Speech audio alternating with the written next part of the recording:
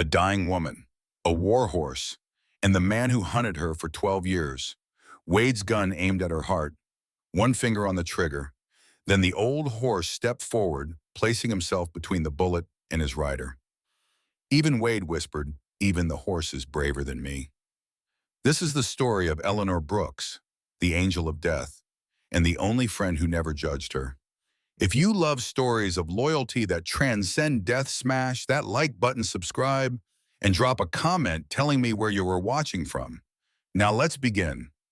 Our story starts 6 months before that fateful morning, in a dusty Arizona town called Red Hollow, where a woman named Eleanor Brooks had been hiding for 5 years.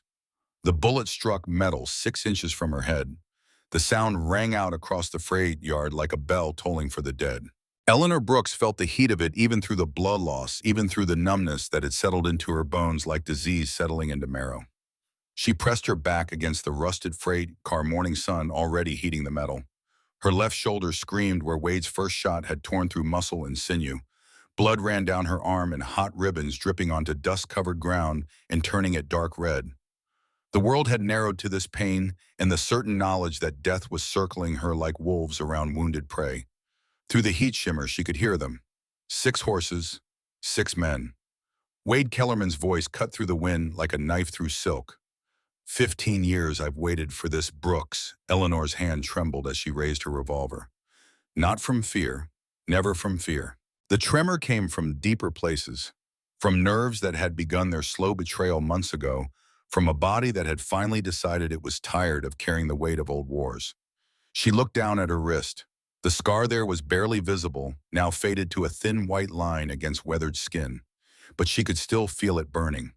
Still smell the smoke from that night in 1874, when Wade Kellerman had set fire to the medical tent, when he had tried to kill her the first time, when everything that came after had been set in motion like dominoes arranged by the hand of fate itself. Another shot, closer this time. The freight car shuddered. Rust rained down like iron snow. Eleanor's finger found the trigger. 80 yards through the heat shimmer to the shadow she could barely see. The wind was gusting from the northwest at 15 knots. She'd made harder shots. Made them when she was younger, when her hands were steady, when her lungs didn't fill with blood every time she drew a deep breath. She sighted down the barrel. The world contracted to that small space between the gun's front sight and the man who wanted her dead. Her finger tightened. 1 pound of pressure. 2, 3. Then she coughed. Blood spattered the dust at her feet, bright red against pale wall earth. The gun wavered. Wade's voice again triumphant now. "You're dying anyway. Why not go down fighting?" Eleanor lowered the gun. A smile touched her lips, bitter as alkali water, hard as the desert around her. When she spoke, her voice carried across the freight yard with the weight of absolute truth.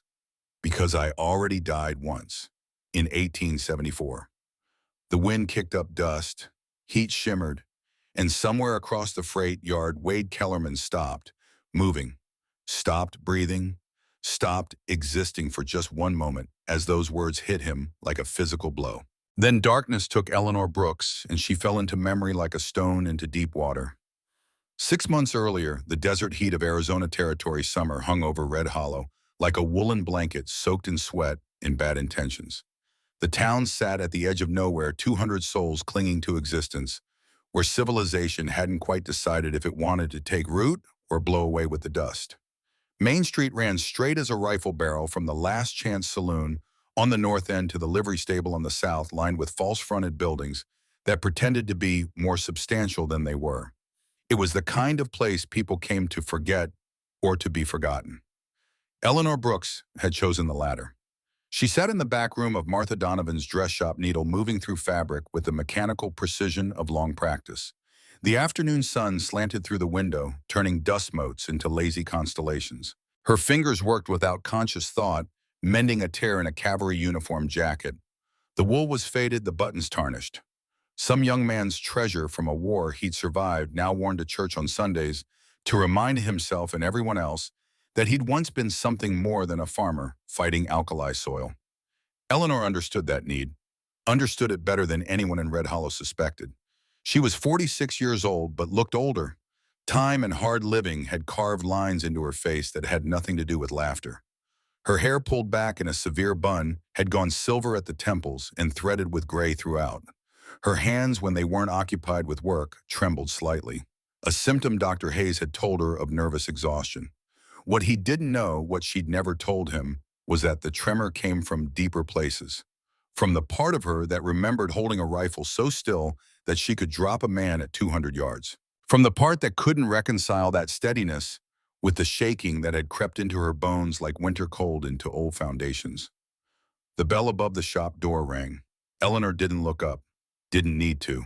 In 5 years of living in Red Hollow, she'd perfected the art of being invisible. People came, people went, and Eleanor Brooks remained in the back room sewing and silent, a ghost haunting the margins of other people's lives. "Mrs. Brooks," Martha's voice uncertain, "someone's asking after you." Eleanor's needle stopped mid-stitch. In 5 years, no one in Red Hollow had asked after her. She'd made certain of that. "Tell them I'm busy." "It's about your horse." The needle slipped, pricked her finger. Blood welled up, a single drop of red on the pad of her thumb. Eleanor stared at it for a long moment, watching it grow, feeling the sting. Then she set the jacket aside and stood. Sterling. The livery stable squatted at the end of Main Street like a patient animal, waiting for its owner to remember it existed. The structure was old but solid, built by men who understood that some things needed to last. Inside, the air was thick with the smell of hay and manure and horse sweat, familiar smells that took Eleanor back to places she'd rather not go. Sterling stood in the last stall, separate from the other horses. He was 18 years old, ancient for a horse, especially one who'd lived the life he'd lived. His coat had faded from black to the color of smoke, dappled with white, that spread across his shoulders like snow on dark ground. Scars marked his hide, old wounds that had healed but never quite disappeared. His left eye was clouded with the beginning of cataracts. He favored his right foreleg on cold mornings. But when Eleanor approached, he lifted his head with an alertness that belied his age. His ears pricked forward. A low sound rumbled in his chest, not quite a whinny, more like a greeting between old soldiers who'd seen too much to need words. Eleanor's fingers traced the familiar grooves in his mane, grounding herself in the present. "Hey, old friend," she whispered. Sterling's breath was warm against her palm. She'd bought him from the army in 1881, paying more than she could afford for a horse they deemed too old for service. That was 5 years ago now, in the summer before she'd settled in Red Hollow for good. They hadn't understood. How could they? They'd seen a worn-out cavalry mount. Eleanor had seen the only living thing that knew her secrets and had never judged her for them. She slipped a sugar cube from her pocket. Sterling's lips were soft as velvet, taking it from her hand. For a moment, there was peace. Then she heard the voice behind her. "That's a war horse." The words fell into the stable's quiet like stones into still water. Eleanor turned slowly, every instinct screaming danger even as her face remained carefully neutral. The man stood in the stable doorway, silhouetted against the harsh afternoon light.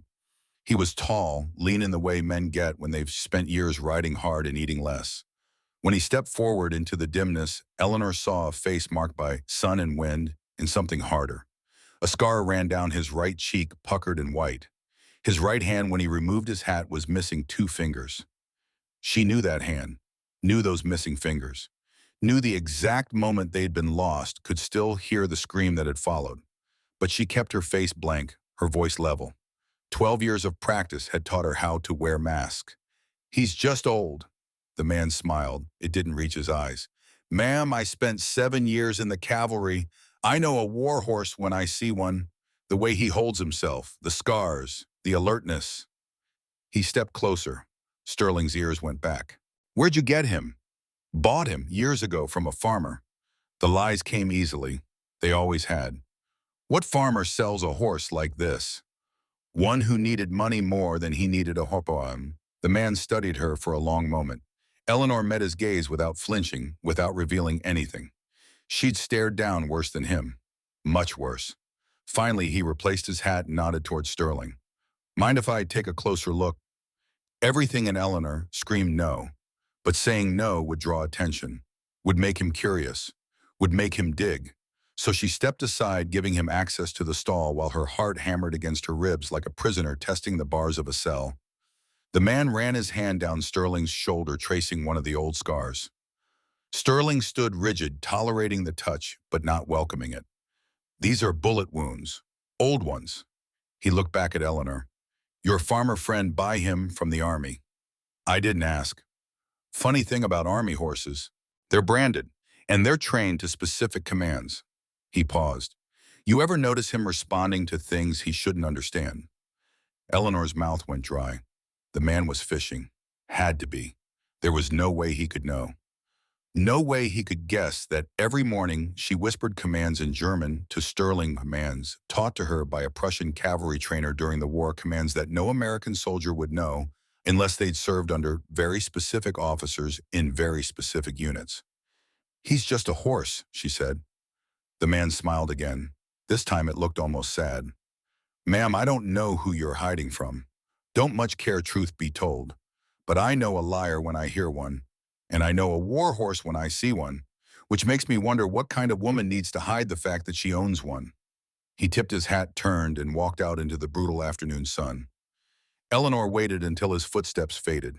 Then she sank onto a hay bale, her legs suddenly unable to support her weight. Her hands shook worse than ever. She pressed them together, trying to still the tremor, trying to push back the tide of memory that threatened to drown her. Sterling nudged her shoulder. When she looked up, his dark eyes were watching her with what might have been concern. Horses didn't worry, but Sterling had always been different. Sterling had always known. It's all right, she told herself. He's just passing through. He'll be gone tomorrow. But even as she said it, she knew it was a lie. Knew it in the marrow of her bones, in the place where old soldiers kept their instincts about danger. The man wasn't passing through. The man was hunting. That evening, Eleanor walked the long way home, taking the back streets where shadows gathered early and people were scarce. Her small house sat on the eastern edge of town, close enough to be respectable, but far enough that visitors were rare. It was exactly what she'd wanted when she'd bought it 5 years ago. A place to be alone with her ghosts. Inside, the rooms were sparse. A bed, a table, 2 chairs, a trunk against one wall that she hadn't opened in years. Everything a woman needed to survive, but nothing that suggested she actually lived here. It was a way station, not a home. She'd stopped having homes in 1874. Eleanor lit the oil lamp and set water to boil for coffee. Her hands moved through the familiar routine while her mind spiraled down darker paths. The man in the stable had recognized Sterling. Worse, he'd recognized what Sterling's presence meant. War horses didn't end up with seamstresses. Didn't end up hidden in small Arizona towns where nothing happened and nobody asked questions. She poured coffee into a tin cup and sat at the table staring at nothing. The evening heat pressed against the walls. Somewhere outside, children were laughing. Normal sounds. The sounds of lives that hadn't been shattered and reassembled into shapes that no longer quite fit. Her gaze drifted to the trunk. She hadn't opened it in 12 years. Had promised herself she never would. Inside were things that belonged to another woman. A younger woman. A woman who'd believed that skill with a rifle could change the world, that precision and duty mattered, that there was honor in being the best at killing from a distance. Lieutenant Eleanor Brooks, the angel of death. The woman who dropped 127 confirmed enemy combatants from ranges that shouldn't have been possible. The woman who'd saved her entire unit at Canyon Creek.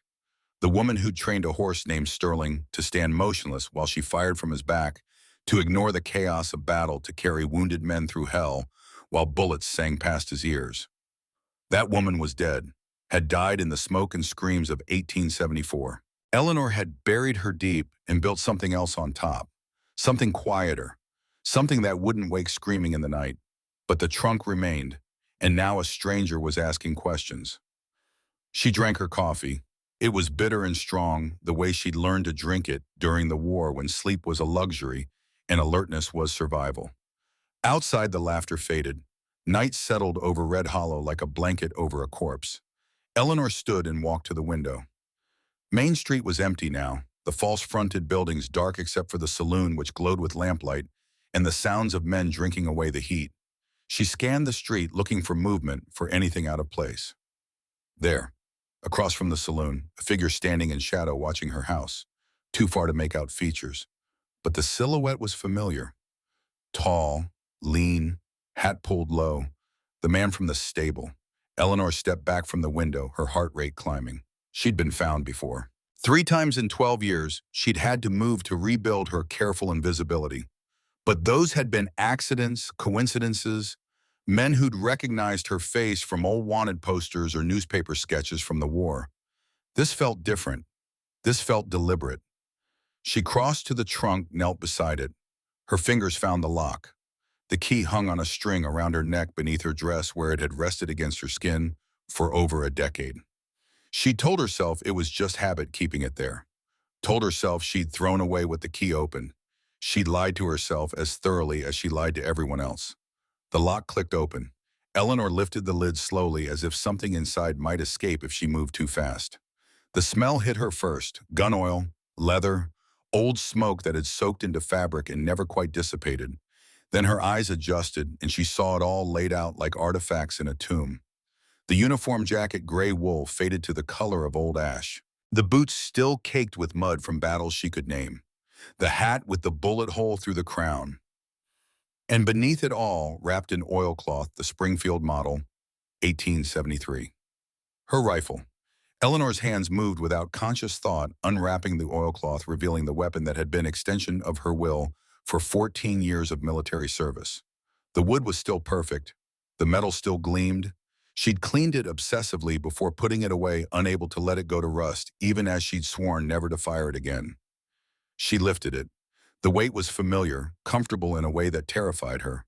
Her hands stopped shaking when they held it. That was the worst part. The tremor that plagued her every other moment disappeared when she held an instrument of death. Her body remembered what her mind tried to forget. Beneath the rifle, other things. A medal she'd never worn. A photograph, edges curled with age. She lifted it carefully, afraid it might crumble at her touch. 12 faces stared back at her from across 13 years. Young men, most of them. Boys really playing at being soldiers before the war taught them what that actually meant. She recognized each one, could name them still, could describe how 10 of them had died. Corporal Wade Kellerman stood in the back row grinning at the camera. Both his hands were whole. His face was unmarked. He'd written on the bottom of the photograph in careful script, "To Lieutenant Brooks, you saved us all." Eleanor's vision blurred. She blinked hard, refusing the tears. Crying was for people who had the luxury of regret. She'd used up that luxury years ago. A sound from outside brought her back to the present. Hoofbeats, slow and measured. Not someone passing through. Someone circling. Someone watching. Eleanor set the photograph aside and stood still, holding the rifle. She moved to the window, staying in shadow, and looked out. 5 riders now, the man from the stable and 4 others. They'd spread out along the street's edge, not close enough to be threatening, but close enough to send a message. "We know where you live. We're watching. We're not leaving." Sterling. They were too close to the livery. If they hurt Sterling. Eleanor's grip tightened on the rifle. Old instincts surged up, telling her where to stand, how to brace, what angle would give her the best shots. She could drop 3 of them before they knew where the bullets came from. The other 2 would scatter, and she could track them down in the dark, finish them at her leisure. The thoughts came unbidden, unwelcome, utterly natural. She forced herself to lower the rifle, forced her breathing to slow. This was why she'd put the gun away. This was why Lieutenant Brooks had to stay dead, because that woman solved problems with precision violence. That woman was very, very good at killing. And Eleanor had learned the hard way that being good at something terrible didn't make it any less terrible. The riders moved on, but the message had been delivered. Eleanor wrapped the rifle back in its oilcloth with shaking hands. The tremor had returned the moment she'd set the weapon down. She placed everything back in the trunk, closed the lid, locked it. But she kept the key around her neck, just in case. The night passed in fragments. Eleanor would doze, then wake to phantom sounds. Hoofbeats that weren't there, voices that existed only in memory, the smell of smoke from fires that had burned out 13 years ago. At 3 in the morning, she gave up on sleep entirely. She dressed in the dark, pulled on her boots, and slipped out the back door into the pre-dawn chill. The walk to the livery was short, but felt longer. Every shadow could hide a threat. Every sound could be the prelude to violence. Eleanor had spent 12 years trying to forget how to think like a soldier, and in one day it had all come flooding back. Sterling was awake when she entered his stall. Horses didn't need much sleep. He greeted her with his usual quiet rumble, not disturbed by the hour. Eleanor ran her hands over him, checking for new injuries, any sign that someone had been here during the night. Nothing. He was fine. Safe. For now. She leaned her forehead against his shoulder, breathing in the smell of him. Horse sweat and hay, and something uniquely Sterling, familiar as her own heartbeat. "They found us," she whispered. "I don't know how, don't know what they want, but they found us." Sterling's ears flicked back at the sound of her voice. He couldn't understand the words, but he knew her tones. Knew when she was afraid, even if she'd never admit it out loud. Eleanor straightened, digging in her pocket for another sugar cube. As Sterling took it, she found herself speaking in German, the words flowing without thought. "Halten. Hold." Sterling's entire body went rigid. In an instant, he transformed from an old horse taking sugar from his owner's hand to something else. Something that belonged on battlefields. His weight distributed perfectly across all four legs. His head came up to precise attention. His muscles locked into a stance that could absorb the recoil of a rifle fired from his back without shifting an inch. Eleanor's heart stopped. She hadn't meant to say it, hadn't meant to test if he still remembered. 12 years since she'd given that command, and Sterling responded as if it had been yesterday. "Easy," she said, switching back to English. "Easy, boy. We're not at war. We're not soldiers anymore." But Sterling held the position for another 3 seconds before slowly, incrementally relaxing back into the shape of an old horse. His eyes found hers. In them, Eleanor saw what she'd been trying to deny.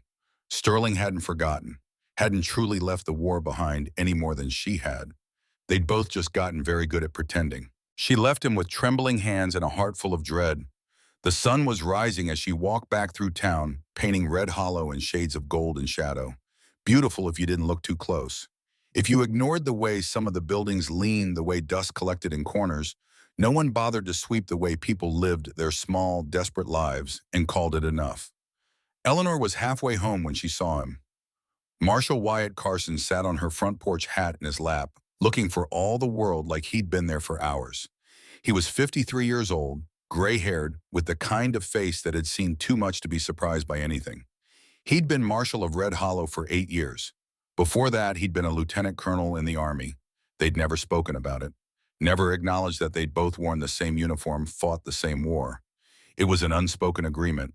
The past stayed buried as long as both of them kept quiet. Apparently, that agreement had just ended. "Mrs. Brooks," he said as she approached, "mind if we talk?" Eleanor's first instinct was to say no, send him away, maintain the fiction that she was nothing more than what she appeared to be. But Carson's eyes held something she recognized. Not threat, warning. She unlocked the door and let him inside. They sat at her small table. Eleanor didn't offer coffee. This wasn't a social call. Carson placed his hat on the table between them. When he spoke, his voice was carefully neutral. "The man who was asking about your horse yesterday, his name is Wade Kellerman." Eleanor managed not to react, managed to keep her face blank even as the name hit her like a fist to the stomach. She'd known, of course she'd known, had recognized him the moment she'd seen those missing fingers. But hearing the name spoken aloud made it real in a way recognition hadn't. "I don't know him," she said. Carson sighed. "Eleanor, we've maintained our mutual fiction for 5 years. I think it's time we stopped." The use of her first name was deliberate, a signal that they were speaking now not as marshal and citizen, but as soldiers who'd served. Eleanor said nothing, waited. Wade Kellerman served in the 7th Cavalry Medical Unit from 1871 to 1874. He was dishonorably discharged after being court-martialed for torture of prisoners. The officer who reported him was a Lieutenant Eleanor Brooks. The words hung in the air between them. Eleanor's hands resting on the table began to shake. She pulled them into her lap, hiding the tremor. "That was a long time ago," she said quietly. "Not for him. He's been looking for you for 12 years. Tracked down 2 other members of your old unit. Both are dead now, no charges filed. Witnesses too scared to talk." Eleanor's stomach turned to ice. Names and faces flashed through her mind. Henderson, Michaels. Good men. Men who'd served honorably. Men who'd survived the war only to be murdered by someone who should have been their brother. "Why are you telling me this?" she asked. Carson leaned forward. "Because Wade Kellerman didn't come to Red Hollow by accident. He came here for you, and he didn't come alone. I count 6 men riding with him. All of them wanted in other territories. All of them loyal to Wade because he pays well and doesn't ask questions. What does he want? I was hoping you could tell me that." Eleanor looked at her hands. The tremor was getting worse. In another hour, she wouldn't be able to hold a cup steady, let alone a gun. "I reported him for war crimes," she said. "He was torturing prisoners, not for information, for pleasure. I documented it, testified at his court-martial. He was discharged, lost everything, his rank, his pension, his honor. And now he wants revenge, apparently." Carson was quiet for a moment. Then, "You should leave, tonight. Take your horse and ride south. I'll tell him you ran east, give you a head start." Eleanor shook her head. "Running won't stop him. You said yourself he's been hunting me for 12 years. If I run, he'll follow. And the next town won't have a marshal who served, won't have anyone who understands. Staying gets you killed. Maybe, but at least it ends here. At least Red Hollow is the last place that has to bleed for my past." Carson studied her for a long moment. Then he reached across the table and gently took her hands in his. The tremor was obvious now, impossible to hide. "This isn't just fear, is it?" he asked quietly. Eleanor pulled her hands back. "Nervous condition. The doctor says it's from stress." "The doctor is wrong." Carson's voice was gentle but firm. "I've seen this before. In men who served too long, who saw too much. The body eventually rebels against what the mind made it do." Eleanor said nothing. What was there to say? He was right. Every doctor she'd seen had diagnosed stress, nervous exhaustion, any number of fashionable ailments. None of them had wanted to acknowledge the truth, that Eleanor Brooks' body was slowly, inevitably shutting down. The tremor was just the beginning. Soon there would be other symptoms. Worse symptoms. "How long?" Carson asked. 6 months, maybe 8. And Wade doesn't know. No one knows, except you. Now." Carson stood retrieving his hat. At the door he paused. "For what it's worth, Lieutenant, what you did during the wonder mattered. You saved lives. Good lives, that counts for something. Does it count more than the 127 I took?" Carson had no answer for that. He left, closing the door softly behind him. Eleanor sat alone in her small kitchen as the sun climbed higher and the day's heat began to build. Her hands shook in her lap. Somewhere outside, Wade Kellerman was planning his revenge. And somewhere deeper inside, the woman who'd been Lieutenant Eleanor Brooks stirred in her grave, testing the weight of the earth that held her down. The town meeting happened at noon when the heat was at its worst and tempers were already running short. Marshal Carson had called it posting notices on every building that mattered. Eleanor arrived late, slipping in through the back of the church where people had gathered because it was the only building large enough to hold half of Red Hollow's population. She stood against the rear wall, trying to make herself small, trying to be invisible the way she'd been invisible for 5 years. But the moment she entered, conversations died. Heads turned, eyes found her and held her with the weight of judgment and fear, and something that might have been hope if hope weren't such a dangerous thing. Carson stood at the front beside the pulpit that Reverend Thomas used on Sundays to preach about forgiveness and salvation. The irony wasn't lost on Eleanor. Forgiveness was for people who hadn't done what she'd done. Salvation was for souls that could still be saved. "Most of you know why we're here," Carson began. His voice carried in the sudden quiet, measured and calm.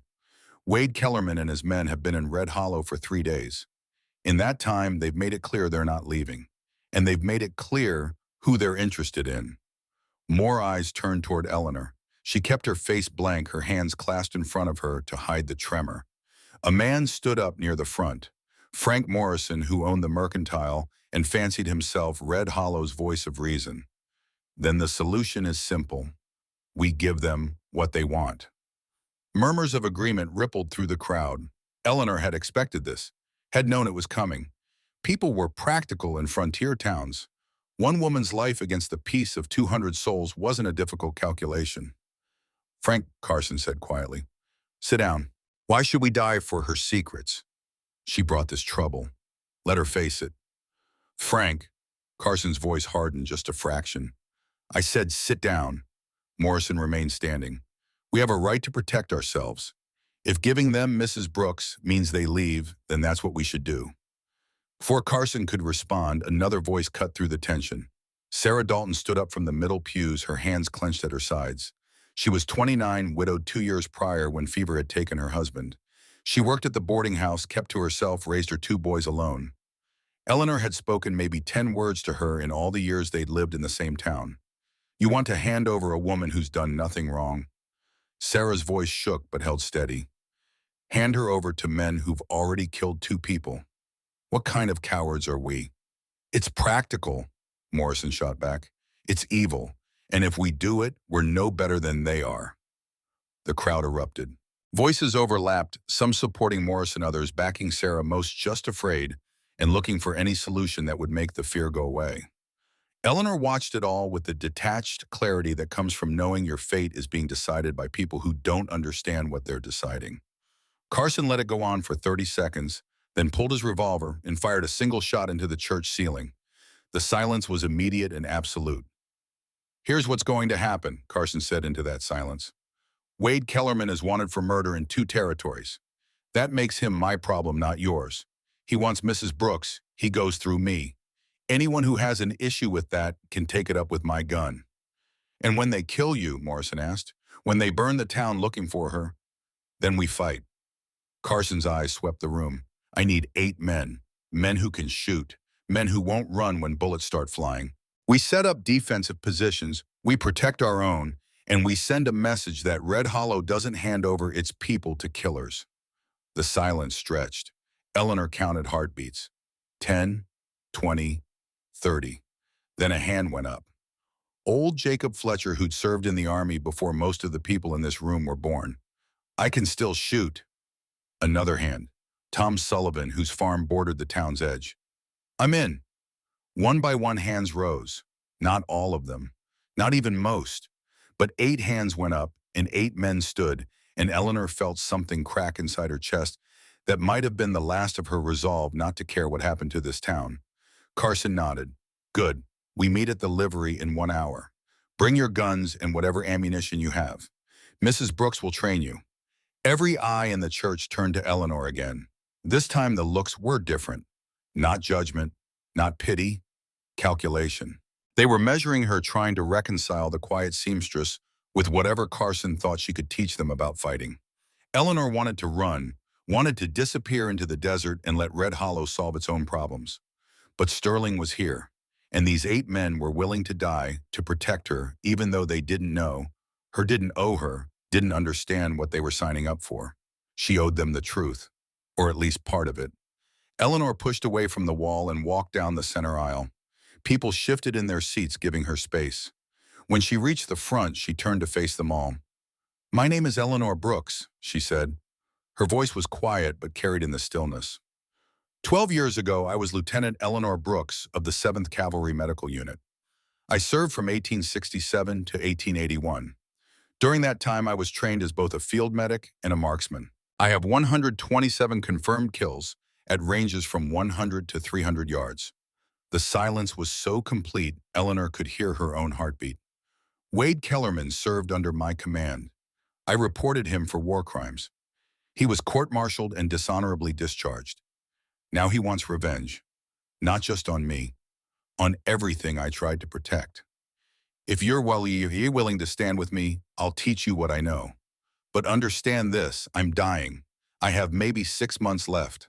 And I stopped being a soldier 12 years ago because I couldn't live with what being a soldier made me. She paused, looking at the 8 men who'd volunteered. If you want to change your minds, now's the time. I won't think less of you. I'd probably do the same.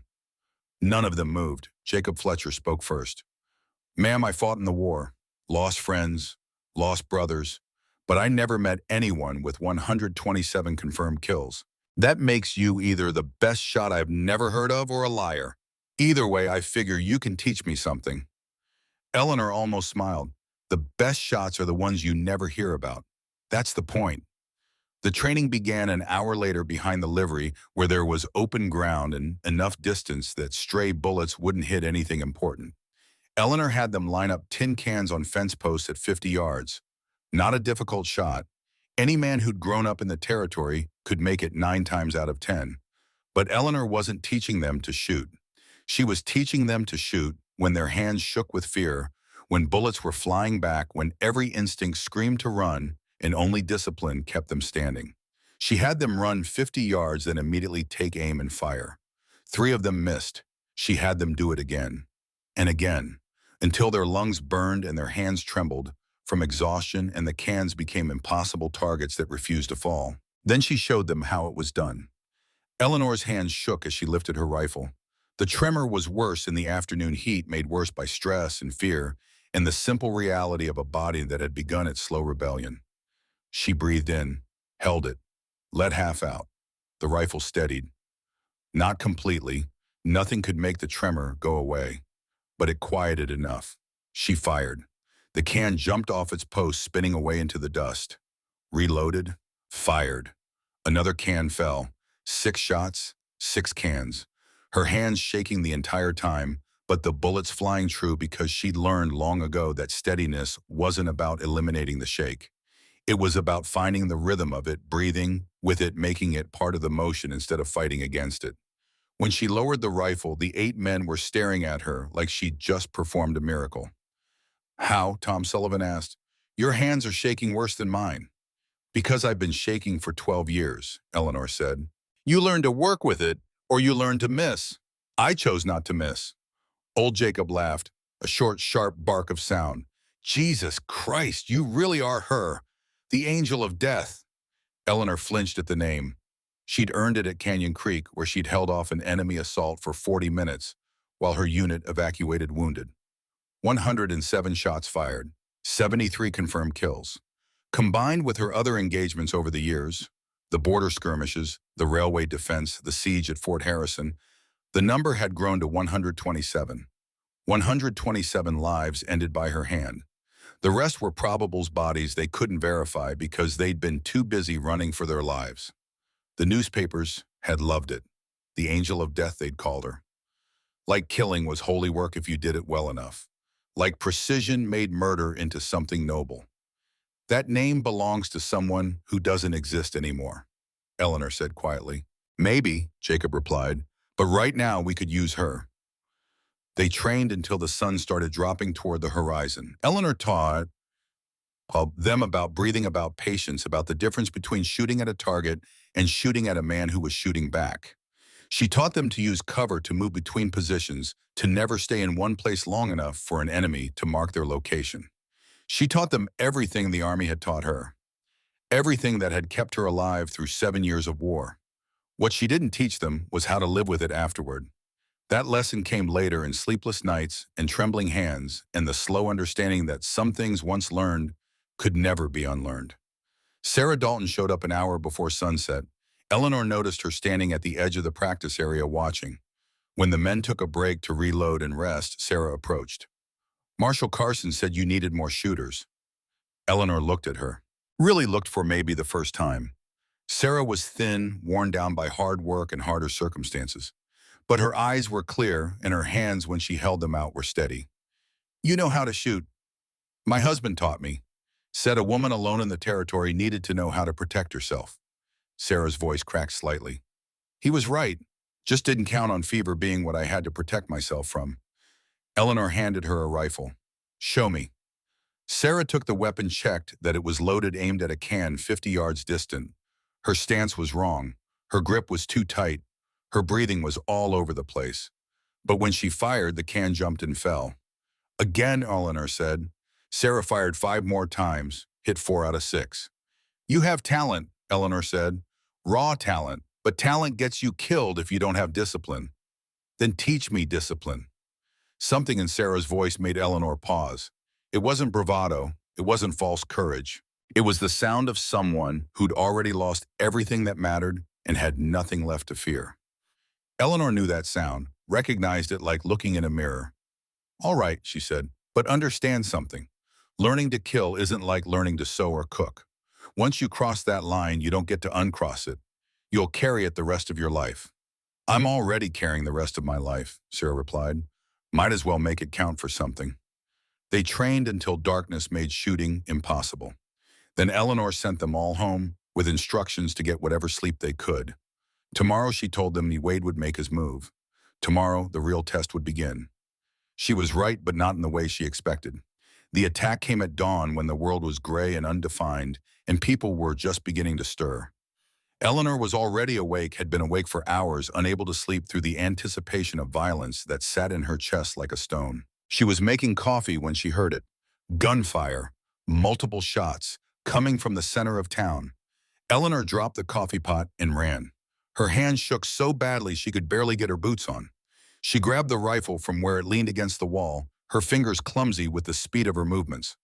Outside, the gray dawn was split by orange muzzle flashes and the crack of rifles echoing between buildings. Main Street had become a war zone. Wade and 5 riders were systematically shooting out windows, firing into buildings, not aiming to kill, but to terrify. The baker's shop window exploded in a shower of glass. The church bell took a bullet and rang with an off-key clang that sounded like a scream. People were running, dragging children, seeking cover.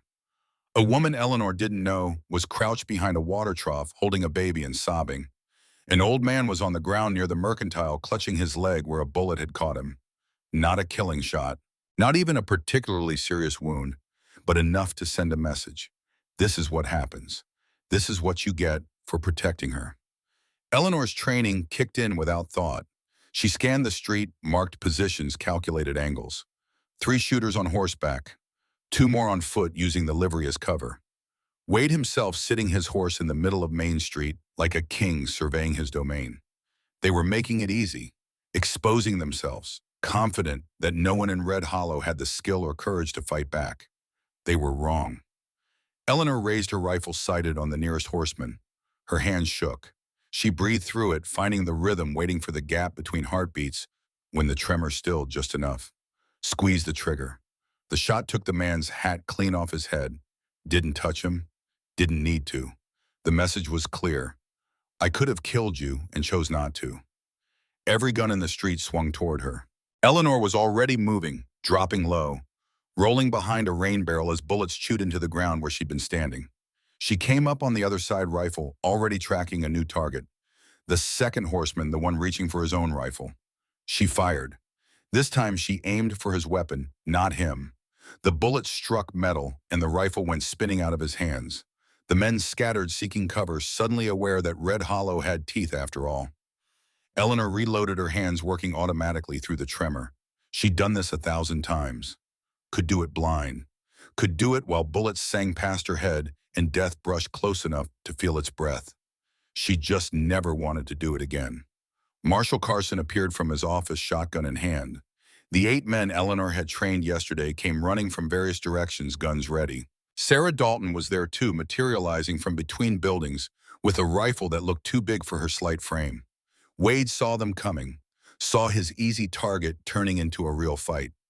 He smiled, and even from 50 yards away, Eleanor could see it was the smile of a man who'd gotten exactly what he wanted. There she is, Wade shouted.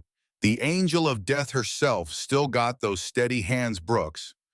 Eleanor didn't answer, was already sighting on the 3rd horseman, who was bringing his rifle to bear on Sarah. Eleanor's shot came first. She aimed for his horse's reins, severing them, sending the animal into a panicked rear that threw its rider and created chaos among Wade's men. The street erupted, gunfire from both sides now. Eleanor lost track of individual shots, individual targets. The world contracted to motion and threat, to identifying danger and eliminating it before it could eliminate her people. Her people. When had she started thinking of them that way? A bullet struck the rain barrel 2 inches from her head. Water started leaking out, soaking the ground. Eleanor shifted position, moving to better cover. As she moved, she saw one of Wade's men draw a bead on Tom Sullivan, who was exposed in the middle of the street trying to reload with hands made clumsy by fear. Eleanor didn't think. Raised her rifle, sighted, fired. The bullet took Wade's man in the shoulder. Not a killing shot, not intentional. She'd been aiming for his gun arm to disable, not to kill. But her hands had shaken at the wrong moment, and the bullet had gone higher than intended. The man screamed and went down. Blood spread across his shirt, bright red against dirty fabric. He wasn't dead. Wouldn't die from that wound if someone got him medical attention. But Eleanor had shot him, had drawn blood, had broken the vow she'd made 12 years ago to never hurt another living soul. The world tilted. For a moment she couldn't breathe, couldn't think, couldn't do anything but stare at what she'd done. Then Sarah was beside her, grabbing her arm, pulling her behind better cover. "You saved Tom's life, focus." Eleanor tried to compartmentalize, to push the guilt down deep where it couldn't touch her. But it kept rising up, threatening to choke her. She'd shot a man, had watched him fall, had seen his blood. She was Lieutenant Brooks again, the angel of death, the woman who killed with precision and called it duty. Wade's voice cut through the chaos. "Enough!" The shooting stopped. Wade's men pulled back, dragging their wounded companion with them. They retreated to the far end of Main Street, still visible but out of easy range. Wade sat his horse, staring down the street toward where Eleanor crouched behind a storefront. "You shot him, Brooks? You shot a man. Guess you're still a killer after all." He was right, and that was exactly what he'd wanted. Not to hurt Red Hollow, not even to hurt Eleanor, but to prove that she was still what she'd always been.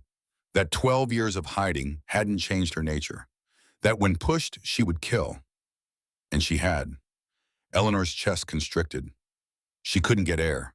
Her vision narrowed to a pinpoint. From very far away, she heard Sarah calling her name, felt hands on her shoulders, but none of it mattered, because the only thing that mattered was the truth Wade had just forced her to face. She'd lied to herself. All these years, she'd told herself she'd changed, that she'd left that woman behind. But the first time violence came knocking, she'd answered with violence. Precision violence, exact violence. The kind of violence that came from hundreds of hours of training and practice and becoming very, very good at ending human life. When her vision cleared, she found herself sitting on the ground, back against a wall, Sarah kneeling beside her with worry etched into every line of her face. "He's alive," Sarah was saying. "The man you shot, Dr. Hayes is with him. He'll live." Eleanor shook her head. Whether he lived or died didn't matter. What mattered was that she'd pulled the trigger, had crossed the line she'd sworn never to cross again. "I can't do this," she whispered. "I can't be her again." Sarah's grip on her shoulders tightened. "You just saved 3 lives, Tom the baker's wife, that child hiding behind the trough. You did that. Not the angel of death. You. You don't understand. Once I start, I can't stop. It's like falling. Once you are in the air, gravity takes over. Then don't start falling. Stay right here. Stay Eleanor Brooks, the seamstress. Let the rest of us fight." But even as Sarah said it, they both knew it was impossible. Wade had pulled Eleanor back into the war, and wars didn't end just because one side wanted them to. The rest of the day passed in tense preparation. Marshal Carson posted guards at key positions. The wounded man was moved to Dr. Hayes' office and treated. Frank Morrison organized the civilians, getting them to fortify their homes to gather supplies in case of siege. And Eleanor sat in the church alone, staring at nothing. Sarah found her there as the sun began to set. She sat down beside Eleanor without speaking, just sharing the silence. Finally, Eleanor broke it. "I have a daughter." The words came out flat, emotionless. Sarah turned to look at her, surprise clear on her face. "Her name is Mary. She's 11 years old. Lives in Santa Fe with a family who thinks they adopted an orphan." Eleanor's hands twisted in her lap. "I gave her up when she was 2 days old. Sent her away so she wouldn't grow up around war and death, and a mother who made her living killing people from distances they couldn't even see." "Does she know about you?" "She knows there's a woman named Eleanor Brooks who sends money twice a year and writes letters she never signs. She doesn't know I'm her mother, doesn't know what I am, what I was." Sarah was quiet for a moment. "Why are you telling me this?" Eleanor pulled an envelope from her pocket. Her name was written on the outside in her own careful script. "Because Wade knows about her. One of his men said something while they were retreating, about knowing where my daughter is. If I die, if Wade wins, he'll go after her. Not to hurt her, to prove a point, to show that everything I tried to protect by walking away was meaningless." She held out the envelope. "This is a letter, for Mary, explaining everything. If I don't survive, I need you to take it to her. Take Sterling too. He's all I have to leave her besides the truth. Sarah took the envelope with trembling hands. You're not going to die. Everyone dies, Sarah. I'm just doing it faster than most. The shaking, the coughing, it's not just nerves, is it? Eleanor shook her head. Dr. Hayes thinks it's some kind of nervous condition. But I know better. 14 years breathing gun smoke and battlefield dust. 14 years breathing death. It catches up eventually. She stood moving to the window. Outside Red Hollow was settling into uneasy night. Lamps were being lit. Families were gathering close. People were trying to pretend that everything was normal, even as they jumped at every sound. Wade sent a message while you were with the wounded, Eleanor said. Wants to meet tomorrow at dawn. The old freight yard south of town. Just him and me. Says if I don't come, he rides to Santa Fe. It's a trap. Of course it's a trap, but he means what he says about Mary. I can't let him hurt her.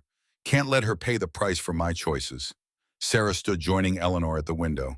Then we all go. Surround the freight yard. Make sure Wade doesn't walk away, even if you don't. No, if I bring others, he'll know. He'll have men watching. The moment anyone besides me shows up, he'll ride for Santa Fe. This has to end between him and me, the way it should have ended in 1874. They stood together watching the last light fade from the sky. Finally, Sarah spoke. What was she like, the woman you used to be? Eleanor was quiet for so long that Sarah thought she wouldn't answer. Then, she was someone who believed skill could make the world better. That if she was good enough, precise enough, she could save more lives than she took. She was wrong, but she believed it anyway. And that belief let her do terrible things with a clear conscience. Do you miss her? Every day, and not at all. Eleanor turned from the window. I should go. Need to check on Sterling. Make sure he's ready for tomorrow. Ready for what? Eleanor didn't answer. Some questions didn't have answers you could speak aloud. The livery was quiet when Eleanor arrived. Most of the horses were settled for the night, drowsing in their stalls. But Sterling was awake, watching the door as if he'd been waiting for her. Eleanor let herself into his stall and stood beside him, not speaking, just breathing in the familiar smell of horse and hay and something that took her back to nights before battles when morning was uncertain and the only certainty was the animal beneath her. One more ride, she whispered. That's all I'm asking. One more time and then we're done. Then you can rest. You've earned it. God knows you've earned it. Sterling's breath was warm against her palm. In the dimness, his eyes reflected lamplight, making them seem almost luminous, knowing, as if he understood not just her words but the weight beneath them. Eleanor pressed her forehead against his shoulder. I'm so tired, Sterling. Tired of running. Tired of pretending to be someone I'm not. Tired of carrying all of this. Her voice broke. I just want it to be over. Sterling made a low sound in his chest. Not quite a whinny, something softer. Something that might have been comfort if horses could offer such things. Eleanor stayed there until her legs ached from standing and her eyes burned from holding back tears that wouldn't help anything. Then she gave Sterling extra grain, checked his hooves, brushed his coat until it gleamed even in the poor light. She was stalling. Knew it. Couldn't help it. Tomorrow morning, one way or another, everything would end. Either Wade would kill her or she would kill him. Either way, Lieutenant Eleanor Brooks would finally stop haunting the woman who tried to bury her. When she finally left the livery, the streets were empty. Red Hollow had locked itself down for the night, every window dark, every door barred. The only light came from Carson's office, where the marshal kept watch over a town that had suddenly learned it wasn't as safe as it had pretended to be. Eleanor walked home through shadows, her hand resting on the small revolver she'd taken to carrying. Not the rifle. That would come tomorrow. Tonight she just needed something to make the darkness feel less absolute. Her house, when she reached it, felt different. She stood in the doorway trying to identify what had changed. Nothing was out of place. Nothing had been disturbed. But the air felt charged somehow, as if the coming violence had already started seeping through the walls. Eleanor lit a lamp and sat at her small table. The trunk was still in the corner, still locked.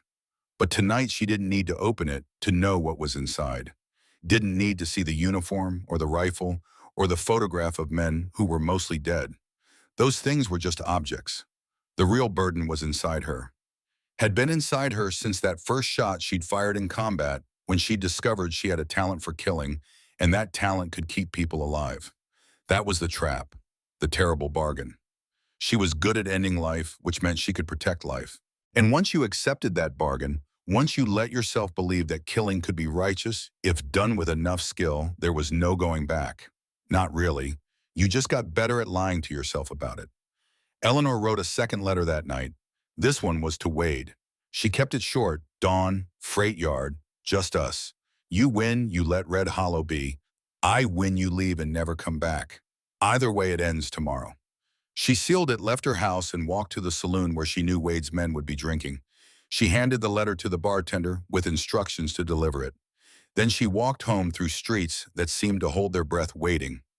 In his camp, outside town, Wade Kellerman sat by a small fire reading Eleanor's letter by flickering light. When he finished, he smiled. Not the cruel smile of a man contemplating revenge. Something sadder, more resigned. Finally, he said to no one. Finally, she stops running. His men were asleep. They didn't understand this wasn't about revenge anymore. Hadn't been for a long time. This was about Wade proving something to himself. Proving that the woman who'd destroyed his life was still the same woman who'd once saved it. That her judgment of him had been right or wrong, honorable or hypocritical. That somewhere in the years and the hatred and the hunting, there was still meaning. Wade pulled out his own photograph. The same one Eleanor had, the one showing 12 young men who'd thought they were invincible. He found his own face there, grinning at a camera, both hands whole, his future still ahead of him. He'd worshipped Eleanor back then. Not romantically, not like that, but the way a young man worships someone who embodies everything he wants to become. Skilled, confident, deadly when necessary but controlled, precise. A soldier who killed efficiently but felt every death, who carried the weight without letting it crush her. At least that's what he'd thought. What he'd believed until he'd seen her face when she testified against him at the court-martial. Seen the cold certainty there, the absolute conviction that he was wrong and she was right, and that was all there was to it. That was when he had understood. She didn't carry the weight, she just pretended to. She was a killer who'd found a way to make killing seem noble, and she judged him for being the same thing without the pretense. Or maybe he was wrong.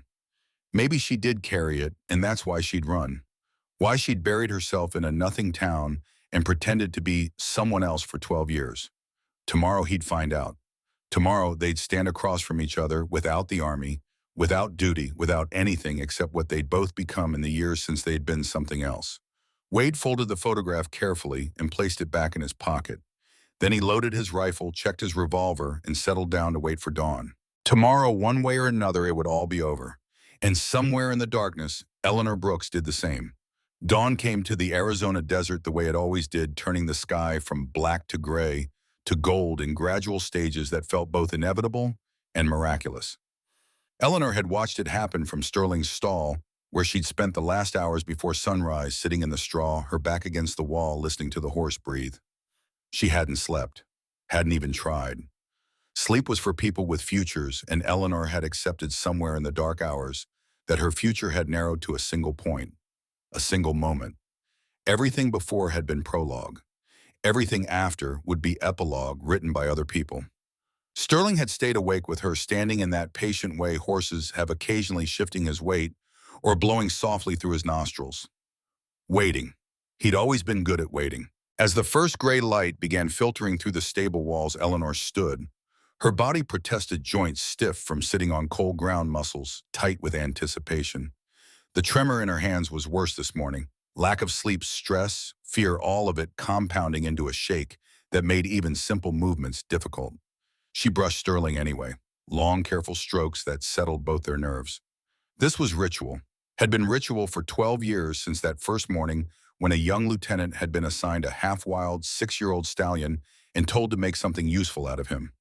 They'd made something all right, something that probably shouldn't have existed, a partnership built on trust and training, and the kind of understanding that develops when you carry each other through hell and come out the other side, still breathing. One more time, Eleanor whispered, running her hand down Sterling's neck. That's all. Then you can rest, I promise. Sterling turned his head, regarding her with that dark, knowing eye. If horses could understand promises, he understood this one. Understood it was both true and a lie. True that after today there would be rest. A lie and pretending rest was what either of them wanted. Eleanor saddled him with hands that shook but didn't fumble. Muscle memory carried her through the motions. Cinched tight but not too tight. Bit positioned correctly. Reins gathered but not pulled. Every movement precise because precision was all she had left. The rifle went into its scabbard. The revolver went into her belt. Extra ammunition went into her pockets, weighing her down with the metal promise of violence. She looked at herself in the small mirror that hung by the stable entrance and saw Lieutenant Brooks looking back. Older, grayer, diminished by time and disease, but still recognizable as the woman who'd once been called the Angel of Death. Eleanor mounted. Sterling stood perfectly still beneath her, taking her weight without complaint, despite his own age and aches. When she was settled, she allowed herself one moment of doubt, one moment to consider running, taking Sterling and riding south, leaving Red Hollow and Wade and all of it behind. Then the moment passed. She'd been running for 12 years. Running didn't solve problems. It just moved them to different locations. Eleanor touched her heels to Sterling's flanks. The old horse moved forward with the smooth gait of long practice, carrying her through Red Hollow's empty streets as the sun climbed higher and the day's heat began to build. The freight yard sat at the southern edge of town, a graveyard of ambition, where railroad companies had once promised to bring civilization and commerce. All that remained were rusted rails leading nowhere, collapsed loading platforms and freight cars slowly returning to the earth that had spawned the iron ore they'd been made from. Wade was already there. Eleanor saw him from 100 yards out, sitting his horse in the center of the open ground, silhouetted against the rising sun. 5 other riders were positioned around the perimeter, far enough back to give the illusion of a fair fight, but close enough to intervene if things went wrong. For Wade. If things went wrong for Wade. Eleanor rode Sterling forward slowly, scanning the terrain with eyes that still knew how to mark cover and calculate angles of fire. The freight cars provided good positions. The rail embankment offered high ground. The open center was a killing field, where whoever moved first would have every advantage. She stopped 50 feet from Wade, close enough to talk without shouting, far enough that neither could reach the other in a single rush. For a long moment, they just looked at each other. 2 people who'd once fought on the same side, now separated by a gulf that might as well have been an ocean. Time had marked Wade too, made him harder, leaner. The scar on his face had faded to a white line, but his eyes held a weight that hadn't been there 13 years ago. "You came," Wade said finally. "Wasn't sure you would." "I said I would." "You said a lot of things once, didn't make them all true." Eleanor didn't rise to the bait. "You wanted this meeting. Here I am. Say what you came to say." Wade smiled. It looked painful, like his face had forgotten how. "What's to say that hasn't already been said? You destroyed my life. I've spent 12 years hunting you. Now we're here.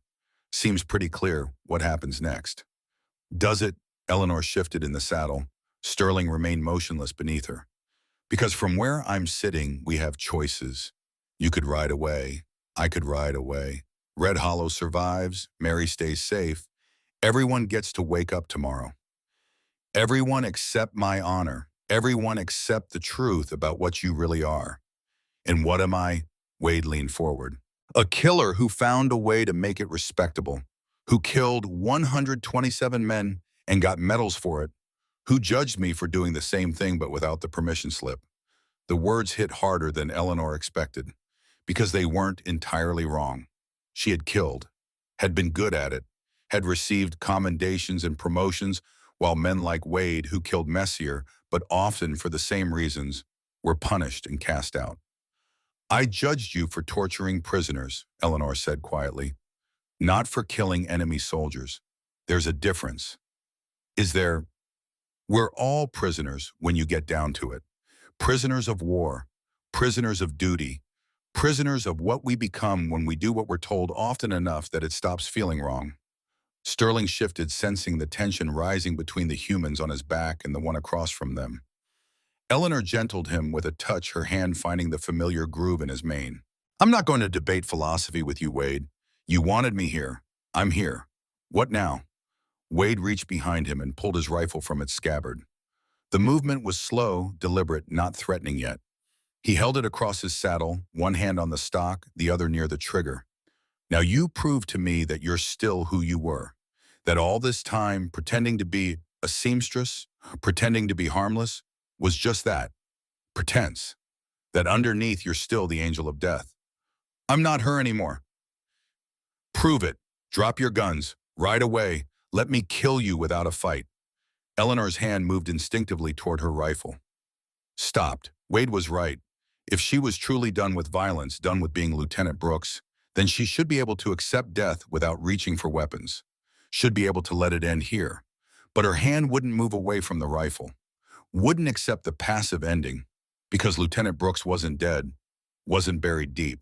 Was right here, right now, calculating wind speed and distance and the exact angle needed to put a bullet through Wade Kellerman's head before he could finish raising his own weapon. I can't, Eleanor said. The admission hurt worse than any bullet. God help me, I can't. Wade nodded slowly. I know. That's what I came here to prove. That you're still what you always were. That your judgment of me was hypocrisy. That we're the same. He raised his rifle. Eleanor raised hers. For 3 heartbeats, they aimed at each other across 50 feet of Arizona dust, while the sun climbed higher and the heat began to shimmer in waves that made everything uncertain. Then Wade fired first. The bullet took Eleanor in the left shoulder exactly where he'd aimed. Not a killing shot, not even a crippling one, just enough to prove he could hit what he aimed at, enough to draw blood and pain and bring the past crashing into the present. Eleanor gasped, nearly dropping her rifle. Sterling danced sideways but held steady, years of training overriding instinct to bolt. The pain was bright and sharp and pulled Eleanor's vision down to a tunnel. Through that tunnel, she saw Wade working the bolt on his rifle, chambering another round. She should shoot, should put him down before he could fire again. Her finger found the trigger. Her eye found the sight. Wade's chest filled her vision, an easy target at this range, despite the pain and the shaking and the blood starting to soak through her shirt. But she didn't fire. Couldn't fire. Because if she did, Wade would be right. She would still be the angel of death. Would still be Lieutenant Brooks. Would still be the woman who solved problems by being better at killing than anyone else. Eleanor lowered her rifle. Wade stared at her, confusion replacing certainty on his scarred face. What are you doing, not becoming you? I'll kill you, right here, right now. I know. Wade's rifle wavered. His finger was on the trigger. All he had to do was squeeze. End it. Prove his point. Walk away vindicated in his hatred. But he didn't fire. The rifle shook in his hands, not from physical tremor, but from something deeper. Some fundamental inability to cross the line from theory to action, from wanting revenge to taking it. Why? Wade's voice cracked. Why won't you fight? Why won't you prove me right? Because you're not right. We're not the same. I killed in war. You killed after. I followed orders. You followed hate. I stopped. You never started. The rifle fell from Wade's hands, clattering to the ground. He slumped in his saddle, suddenly looking older than his 36 years. Looking like a man who'd spent 12 years building toward a moment, only to discover the moment was empty. You destroyed me, he said. It came out broken. Lost. You destroyed yourself. I just reported what you did. Movement from the perimeter. Wade's men, seeing their leader faltering, started moving in. Eleanor saw them coming, saw the trap closing, saw that this had never been about honor or truth, but about Wade needing witnesses to his righteousness.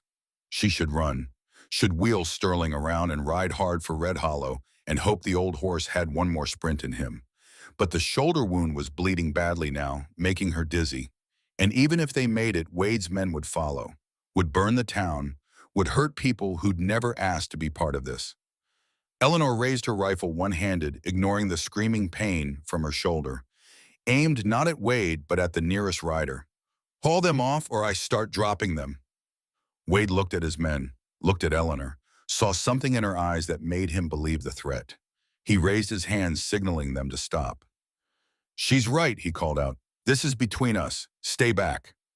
The riders hesitated, but obeyed. Eleanor kept her rifle up, kept them in her peripheral vision while watching Wade. Blood was running down her arm, now dripping onto Sterling's neck. The horse stood absolutely still, as if understanding that any movement might upset the fragile balance. "What now?" Wade asked. "We can't stay here forever." "Now you choose. Kill me and prove you're everything I said you were, or let me go and prove you're something better." Wade's hand dropped to his revolver. Drew it. The motion was smooth, practiced, inevitable. Eleanor watched it happen without moving, without raising her rifle to defend herself. If this was how it ended, so be it.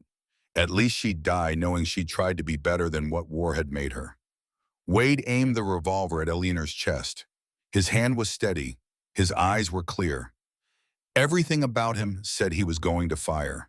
Then Sterling moved. Not a big movement, just a single step forward, placing himself more completely between Eleanor and the gun.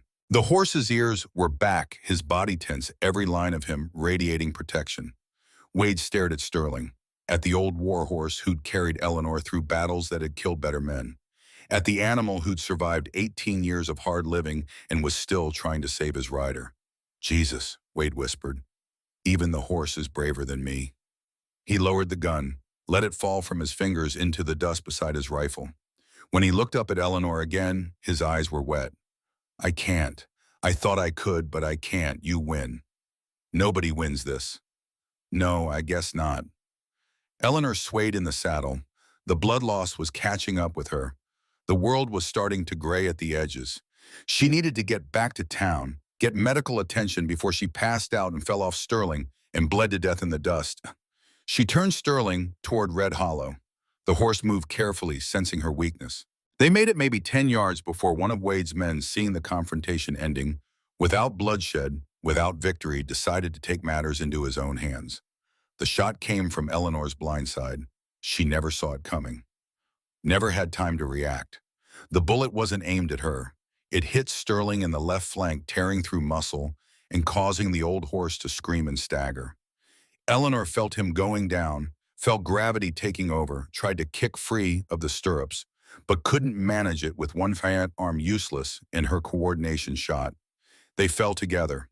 Sterling managed to twist as he fell, trying even in that moment to protect his rider. But physics didn't care about intention. Eleanor hit the ground hard, her head striking a rock with a sound that echoed across the freight yard. Then everything went dark. When Eleanor woke, the world was white. White ceiling, white walls, white sheets. For a moment she thought she was dead. Thought this was whatever came after, bleached clean of color and complexity. Then pain announced itself. Her shoulder throbbed. Her head felt like someone had driven a railroad spike through it. Her chest burned with every breath.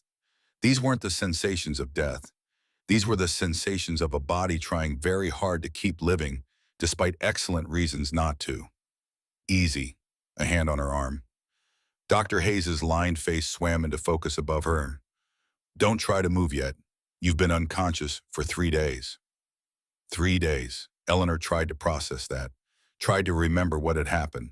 The freight yard, Wade, the gunshot, Sterling. "Sterling." Her voice came out as a croak. "Where's Sterling?" Dr. Hayes's expression tightened. "The horse is alive. Barely. The bullet went through muscle, missed the vitals. But he's old Eleanor. That kind of trauma at his age. I need to see him. You need to stay in bed. You have a severe concussion, a shoulder wound that's infected, and your lungs are in worse shape than I thought. You're dying, Eleanor, actively dying. I give you maybe 2 months."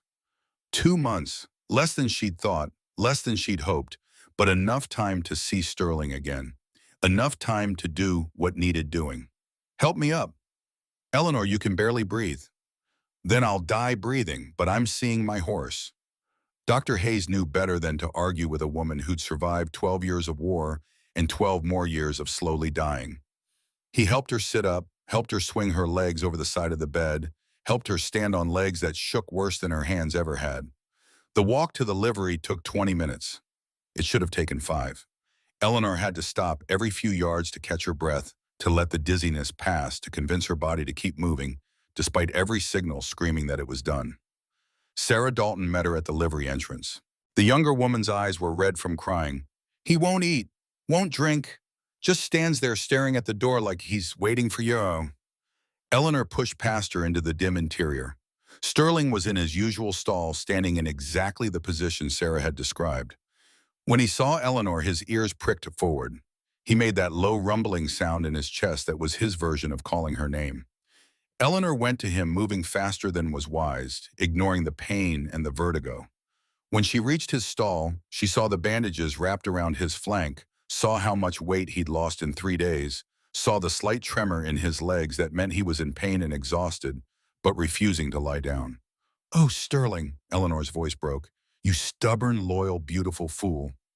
She let herself into the stall. Sterling's nose found her hand nuzzling gently, looking for sugar cubes she didn't have, looking for reassurance she couldn't give, looking for some sign that things would be all right, even though they both knew better. Eleanor wrapped her good arm around his neck, pressed her face against his warm coat, and cried. Not quiet tears, not dignified grief, ugly, gut-wrenching sobs that shook her whole body and made breathing even harder, but felt necessary in a way nothing had felt necessary in years. "I'm sorry," she gasped between sobs. "I'm so sorry. You should have left me years ago. Should have found someone who didn't drag you into wars and feuds and violence. You deserved better than me." Sterling just stood there, solid and warm and patient, waiting the way he'd always waited, for orders, for direction, for Eleanor to tell him what came next. But Eleanor didn't know what came next. For the first time in 18 years, she had no plan, no strategy, no clear objective. Just 2 months left, and a horse who'd given her everything, and a daughter who didn't know her, and a town that had seen her true face and couldn't unsee it. Sarah's hand on her shoulder brought her back. "You need to rest. Both of you need to rest. I need to see Wade. He's in jail. Marshal Carson arrested him and his men after the shooting. They'll hang for attempted murder." "No." Eleanor straightened, wiping her eyes with her good hand. "I need to see him. Need to finish this." "Eleanor, you can barely stand." "Then I'll sit in the cell with him. But I need to see him, please."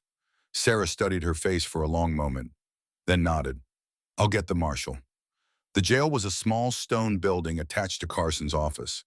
2 cells rarely occupied because Red Hollow wasn't the kind of place that bred serious criminals. Today, 1 cell held 4 of Wade's men.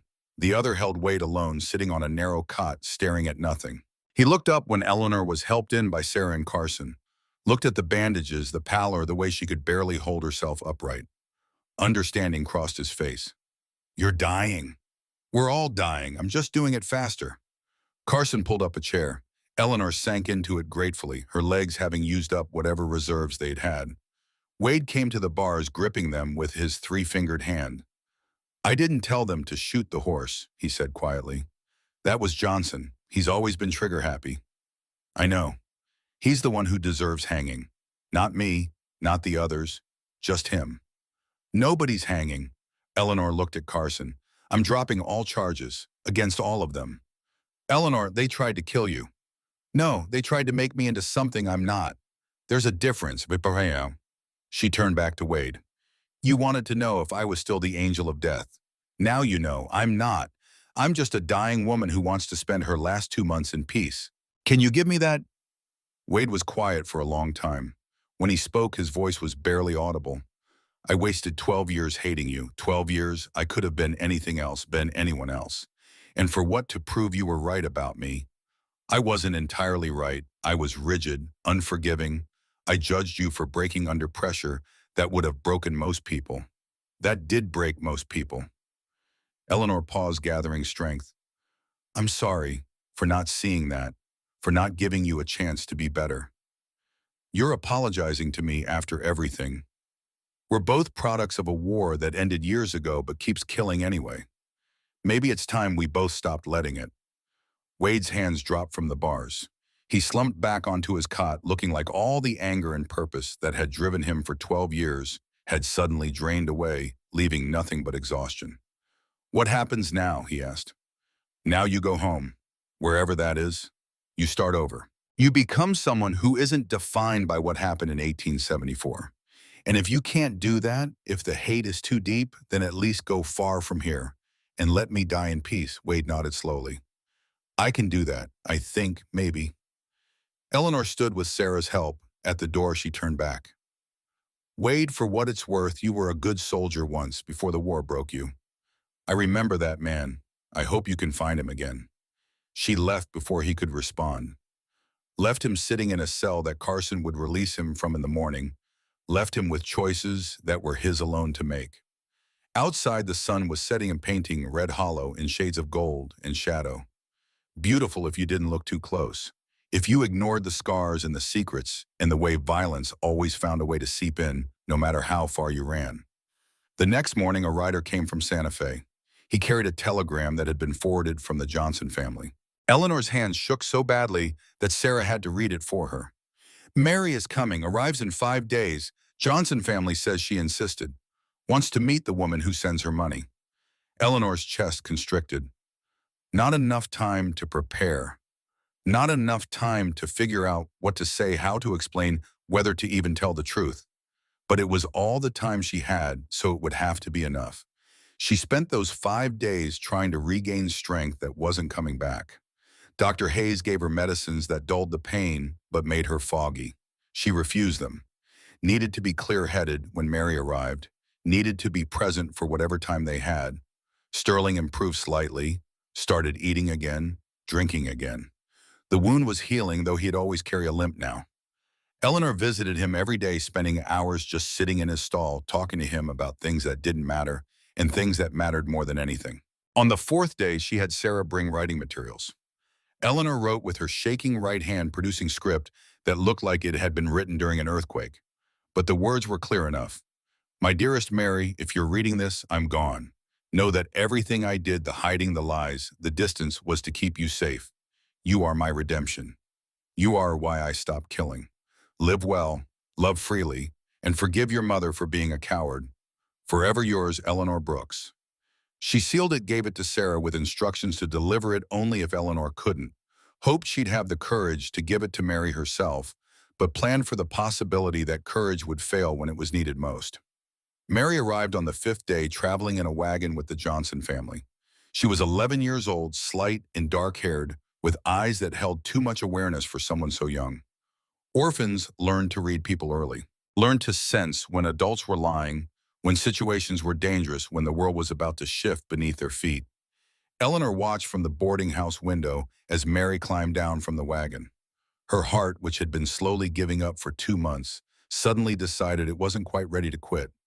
This was her daughter, her child, the only good thing she'd ever created. Sarah brought Mary to the room Eleanor had been moved to when it became clear she wouldn't be going home again. The girl entered hesitantly, taking in the sparse furnishings, the medical supplies, the woman who looked far too ill to be the mysterious benefactor she'd imagined. Miss Brooks, Mary's voice was soft but steady. Mary, Eleanor's voice cracked. Thank you for coming. Mrs. Johnson said you were sick, that you might not have much time. Mary moved closer, studying Eleanor's face with unchildlike intensity. Are you dying? Eleanor almost lied. Almost gave some platitude about being fine, just a little under the weather. But something in Mary's eyes stopped her. This child had lost her parents, been given up, survived in a world that didn't care much about orphans. She deserved truth. Yes, I have maybe a month left, maybe less. Mary nodded as if this confirmed something she'd already suspected. Is that why you sent for me, to say goodbye? Partially, but also because I owe you the truth about who I am, about who you are. Eleanor spent the next hour telling Mary everything. Not the sanitized version. Not the story that would make her seem noble or justified. The real story. The war, the killing, the court-martial, the years of hiding, and finally the truth that mattered most. I'm your mother. I gave you up when you were 2 days old because I thought you'd be safer, better, happier without me. I was wrong, or maybe I was right. I don't know anymore, but you deserve to know where you came from. Mary was quiet for a long time. When she spoke, her voice was very small. Why didn't you keep me? Because I was a killer. Because I had blood on my hands that wouldn't wash off. Because I loved you enough to want better for you than a mother who woke screaming in the night and couldn't hold you without remembering all the deaths she'd caused. Do you still love me? The question broke something in Eleanor that had been holding together through sheer will. Every day, every single day for 11 years, I've loved you from a distance and hated myself for the distance and wanted more than anything to be someone worthy of being your mother. Mary climbed onto the bed, careful not to jostle Eleanor's injuries. She curled up beside her, small and warm and alive. I don't care about worthy. I just wanted a mother. Eleanor wrapped her good arm around Mary, pulled her close, and let herself cry for the second time in a week. Not tears of grief this time, something more complicated. Relief and regret and love and loss all tangled together into something that had no name but felt like coming home after a very long journey. They stayed like that until the sun set and the room grew dark and Sarah came to light lamps and gently suggest that Mary needed rest. But before Mary left, Eleanor gave her the letter she'd written. Don't read this now. Read it when you're older, when you can understand better, when you need to know that someone loved you enough to make the hardest choice. Mary took the letter, held it carefully. Will I see you tomorrow? If I'm still here, yes. Then I'll see you tomorrow. Eleanor managed to hang on for another week. 7 days of knowing Mary, of answering her questions, of telling her stories that didn't involve violence. 7 days of being just a mother and daughter, not a soldier, and her secret child. On the 8th day, Eleanor asked Sarah to take Mary to meet Sterling. The old horse was in his stall, stronger now, but still marked by the bullet wound that would never fully heal. When Mary approached, Sterling regarded her with gentle curiosity. This is Sterling, Eleanor said, her voice barely above a whisper now. The lung disease had progressed rapidly. He's the bravest thing I've ever known. When I'm gone, he's yours. Will you take care of him? Mary nodded solemnly. I promise. He likes sugar cubes. And he understands German, though I'd rather you didn't use those words. They're commands from a war that's over. Let him just be a horse now. Let him rest. Eleanor showed Mary how to brush Sterling's coat, how to check his hooves, how to give him treats. The girl took to it naturally, her small hands gentle and sure.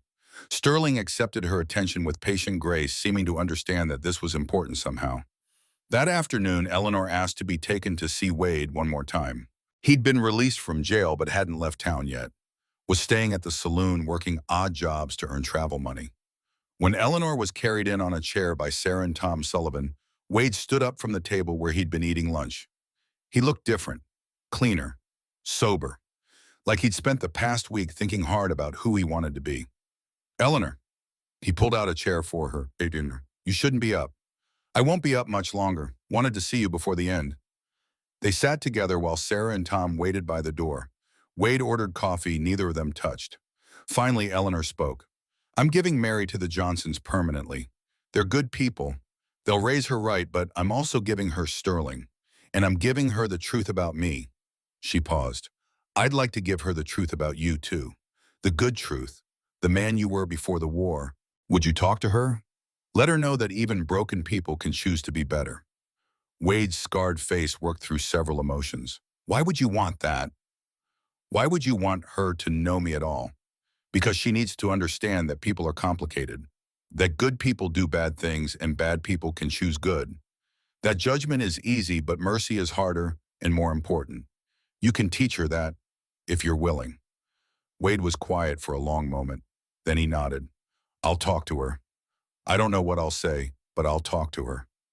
Thank you. Eleanor, I'm going to make something of myself. Don't know what yet, but something better than this. Better than who I've been. I owe you that much. You don't owe me anything, but I'm glad to hear it. That was the last time Eleanor saw Wade Kellerman. He left Red Hollow 3 days later, heading east toward a future that was his to shape. Eleanor heard later that he'd become a blacksmith in a small town in New Mexico, that he'd married, that he'd lived quietly and well and hurt no one. She hoped it was true. On the 13th day after Mary arrived, Eleanor asked Sarah to set up a bed in Sterling's stall. Dr. Hayes protested, said she needed to be where he could monitor her, where treatment was possible. Eleanor overruled him. She was dying. Treatment was a polite fiction at this point. If she was going to die, she wanted to do it next to the one creature who'd never asked her to be anything except what she was. Mary visited every day, would sit beside Eleanor in the straw, holding her hand, talking about things that 11-year-olds talk about when they're trying not to think about death. Books she'd read, friends she had in Santa Fe, dreams about the future. Sometimes Eleanor could respond. Sometimes she could only listen, drifting in and out of consciousness, anchored to the world by Mary's voice and Sterling's steady presence. On the morning of the 16th day, Eleanor woke to find Mary sleeping beside her, one small hand clutched in Eleanor's. Sterling stood over them both, patient and protective. The early light was slanting through the stable walls, painting everything in shades of gold. Eleanor knew with the certainty that comes at the end that this was her last sunrise. She gently extracted her hand from Mary's, not wanting to wake her, not wanting the girl's last memory to be of watching her mother die. She reached up, found Sterling's neck, pulled herself to sitting with strength that shouldn't have been there, but was because the body sometimes grants one final gift to those who need it. Sterling lowered his head, bringing his face close to hers. His breath was warm. His eyes were kind. In them, Eleanor saw every battle they'd fought, every mile they'd traveled, every moment they'd survived together. "Thank you," she whispered, "for carrying me, for never giving up on me, for being the best friend I ever had." Sterling made that low, rumbling sound. If horses could understand gratitude, he understood hers. Eleanor's hand found his mane tangled in it, the way it had tangled 1,000 times before. She leaned her head against his shoulder, closed her eyes, and let herself drift. When Mary woke an hour later, she found her mother still sitting upright, hand in Sterling's mane, a peaceful expression on her face that the girl had never seen in life. Eleanor Brooks had died the way she'd wanted to, quietly, without drama, next to the one thing that had never judged her for what she'd been or what she'd become. Sterling stood absolutely still, didn't move when Mary started crying, didn't move when Sarah came running, didn't move when Dr. Hayes gently confirmed what everyone already knew. The horse stood guard over Eleanor's body for 12 hours, wouldn't let anyone approach to remove her, wouldn't eat or drink, just stood there patient and immovable, and as if believing that if he held the position long enough, she might wake up and tell him what to do next. Finally, Mary approached. The 11-year-old girl who'd known her mother for only 16 days, but had loved her for all the 11 years of her life. She put her hand on Sterling's nose, looked into his dark eyes, and whispered, "It's okay. You can let her go now. I'll take care of you. I promise." Sterling held for one more moment. Then slowly he stepped back. Let the humans come. Let them take Eleanor's body and prepare it for burial. Let the world keep turning, even though the person who'd given his life meaning was gone. The funeral was held 2 days later. The entire town came. Even people who'd never spoken to Eleanor, who'd never known her story until the end. They came to pay respects to a woman who'd fought for them, died protecting them, given them a final lesson in what it meant to choose mercy over revenge. Wade sent a telegram from New Mexico. Short, simple. "She saved me twice. Once in battle, once in jail. I won't forget." Mary stood beside Sterling throughout the service. The horse had been brushed until his coat gleamed, his mane, braided with care Eleanor would have appreciated. He stood still while Reverend Thomas talked about redemption and sacrifice and the complicated nature of heroism. When they lowered Eleanor into the ground on the hill overlooking Red Hollow, Sterling stepped forward, nudged the coffin once with his nose, a goodbye that didn't need words. Then he turned and walked back down the hill, Mary at his side, beginning a partnership that would last 7 more years. Mary grew up in Red Hollow, raised by the Johnsons, but visiting Sterling every day. She learned to ride him, to care for him, to listen. When he nickered in that way, that meant he was remembering. She read her mother's letter when she turned 18, cried over it, then carefully preserved it for her own children to read someday. Sterling lived quietly in his old age. Sarah Dalton, who'd promised to help care for him, made sure he wanted for nothing. But mostly it was Mary who tended him, who brought him sugar cubes and brushed his coat and whispered stories about a mother she'd barely known but loved completely. Every morning, Sterling walked himself to the hill where Eleanor was buried, would stand there for hours patient as stone before returning to the livery. Mary never stopped him, understood that grief in animals looks different than in humans, but is no less real.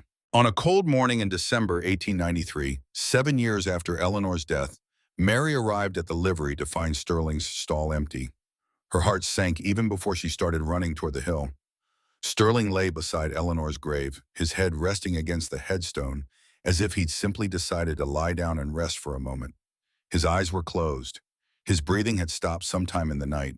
He died the way Eleanor had died, peacefully, without struggle, in the place that mattered most. Mary knelt beside him, put her hand on his neck, and felt the absence of warmth that meant he was truly gone.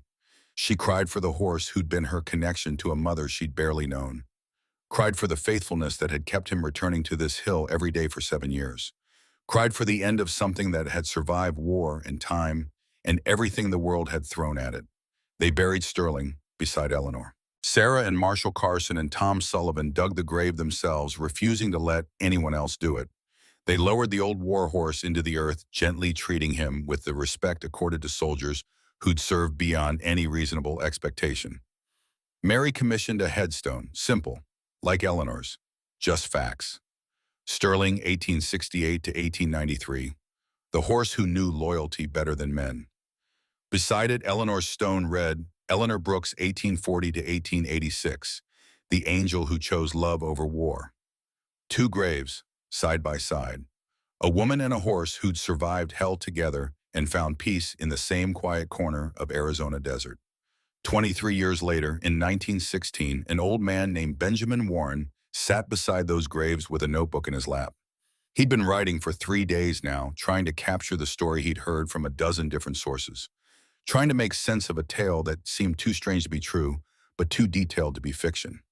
Benjamin had been a journalist once, had covered wars and scandals and all the dramatic moments that newspapers loved, but he'd never written a story like this one, never tried to put into words the kind of loyalty that transcended species and time and death itself. He read through his final draft, making small corrections. When he was satisfied, he closed the notebook and stood his old bones protesting. The sun was setting, painting the graves in golden light. "I hope I got it right," he said to the stones. "Hope I did justice to what you both were, what you meant to each other." The wind picked up, rustling through the dry grass. For a moment, Benjamin could have sworn he heard the distant sound of a horse whinnying. But when he turned, there was nothing there, just empty desert and approaching night. He walked back down the hill toward Red Hollow, leaving two graves on the hilltop where they'd stood for decades and would stand for decades more. Monuments to a partnership that had been forged in war, tested by time and proven stronger than death. Behind him, the sun sank below the horizon. The desert cooled. Stars began appearing in a sky so clear and vast it seemed to hold everything that had ever been and ever would be. And on the hill, two names carved in stone caught the last light of day, holding it for just a moment before releasing it to the coming dark. Eleanor Brooks and Sterling. A woman and a horse. A soldier and her mount. A friendship that had endured everything the world could throw at it and emerged, if not victorious, then at least unbroken. Some bonds, Benjamin thought as he reached the edge of town, weren't made to be understood. They were made to be witnessed, to be remembered, to remind those who came after that loyalty and love and choosing mercy over vengeance weren't just nice ideas. They were ways of being that could change the world. One person at a time, one choice at a time. One act of grace in a world that often had little grace to spare. The story was done. The telling was finished. But the meaning, Benjamin knew, would echo long after everyone who'd known Eleanor and Sterling was dust. That was what stories did, what they were for. They carried truth forward through time, keeping alive the things that mattered most, even when everything else faded away. Benjamin Warren smiled, tucked his notebook under his arm, and walked home through streets that had forgotten most of what had happened here, but would remember two graves on a hill for as long as Red Hollow existed. Some things, it turned out, were too important to forget.